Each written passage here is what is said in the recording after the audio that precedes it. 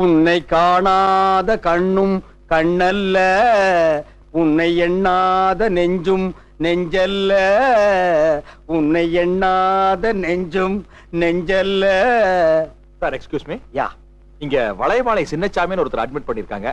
அவர் எந்த வார்டுன்னு தெரியுமா? அவருக்கு நீங்க என்ன வேணும்? அவருக்கு நான் உயிர் நண்பன் சார். ஆ, அவர் இல்லாம நான் இல்ல, ஆ, நான் இல்லாம அவர் இல்ல. ஆ. ஐயா, ஒரு 6 இன்ச்சுக்கு மூக்குல பஞ்சு ஒட்டி இருந்தா உங்களுக்கு எல்லாம் அடையாளம் தெரியா போச்சா? சின்ன நீயா? இல்ல நீயா? என்னையாரு மாறுகால் மாறுகை வாங்கியிருக்காங்க? ரவி, என்னுடைய பொது வாழ்க்கையில இருந்து ஓய்வு பெறலாம்னு முடிவு பண்ணிட்டேன்ப்பா. ஏன்? தாங்க முடியாம ஒரு தீப்பெட்டியால என் லைஃபே பாதிச்சிருச்சுப்பா. நானும் இந்த தீப்பெட்டி விவகாரத்தை பத்தி கேள்விப்பட்டேன். ஐசி, தலையிட்டு பிரச்சனையை தீர்த்து வைக்கலாம்னு பார்த்தேன். பொம்பளையா இருந்தா தீர்த்து வச்சிருப்பேன், நான் ஆம்பளையா போயிட்டேன். தெரியுமா போங்க தியாக மனப்பான்மையை பத்தி? சரி விடியா, கால் உடைச்சிருக்கிறானுங்க, கை உடைச்சிருக்கானுங்க, பரவாயில்ல. மூக்கு மேல போய் இந்த குத்து குத்தி இருக்கானுங்களே. ஆனா மூக்கு மேல குத்துனா அவனுக்கு இல்ல, அப்புறம் யாரு? நான் அரசு செருப்பு கட்டி அடிச்சு விட்டானே. ஏன்?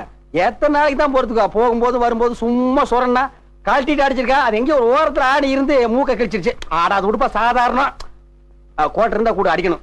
ஐயோ, வச்சிருந்தா வர வழியில குடிச்சிட்டேன். நமக்கு கிடைக்கிற நண்பர்கள் எல்லாம் இப்படி வழியில கோட்டை அடிக்கிறவன் திறந்த வீட்டுல நூற்றல் அடிக்கும் தானே.